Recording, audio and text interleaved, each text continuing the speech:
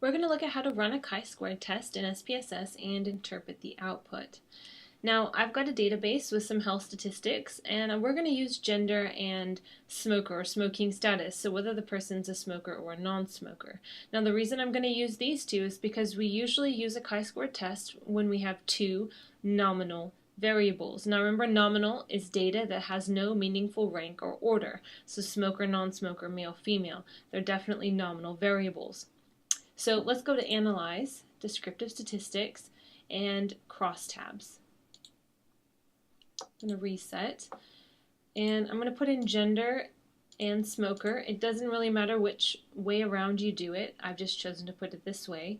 We're going to go to Cells, and I want to show you the expected count. I briefly mentioned this in the video on crosstabs. We're going to look at this in a bit more detail. I'm not going to use any percentages this time. And go ahead and click Continue. If we go to Statistics, we're going to tick the chi-squared option. Now, chi-squared is a test for independence, or you can think of it as a correlation coefficient, a test for an association. It just tells you if the association is significant, but doesn't tell you how strong it is. So we're going to use an effect size, either phi or Kramer's V, depending on the size of the table. So I'm going to go ahead and tick that box there. Go ahead and click Continue, and then click OK. Okay, let's look at our first table. This has our crosstabs, and we have our observed count, and we have our expected count.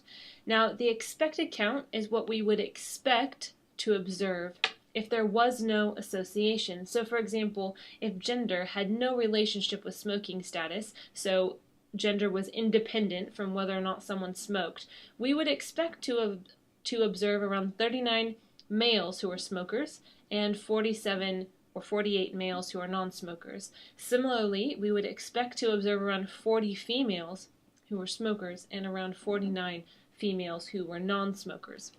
Now we can see our observed counts are different from these expected, and the chi-square test helps determine if those observed counts are different enough for the test to be significant or for the association to be significant.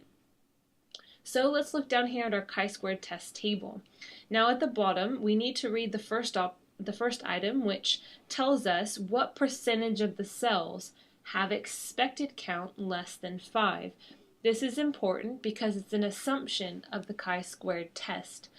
If this number here, this percentage, is greater than 20%, then this assumption has been violated and we need to take a different course of action. But for this example we're going to do now, this assumption has not been violated because 0 cells have an expected count less than 5. We can see the minimum is actually 39.05. In another example, I will show you what to do when that assumption is violated. Now, because this is okay, we're going to go up here and read the Pearson chi-squared value. It says 4.437. That's our chi-squared statistic.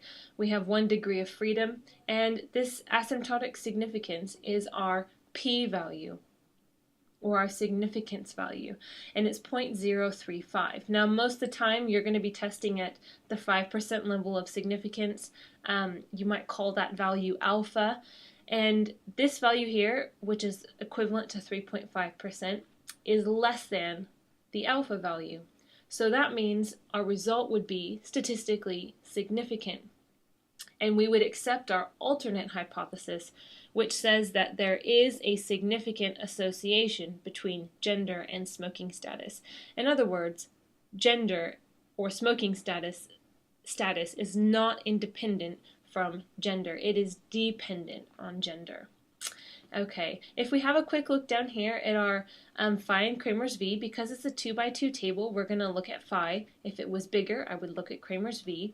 And this is like an effect size or correlation coefficient. It tells us the size of the effect. So there's some standard tables to look at. I would recommend that you look at the one that your lecturer has given you or the textbook that you're using, because they do differ.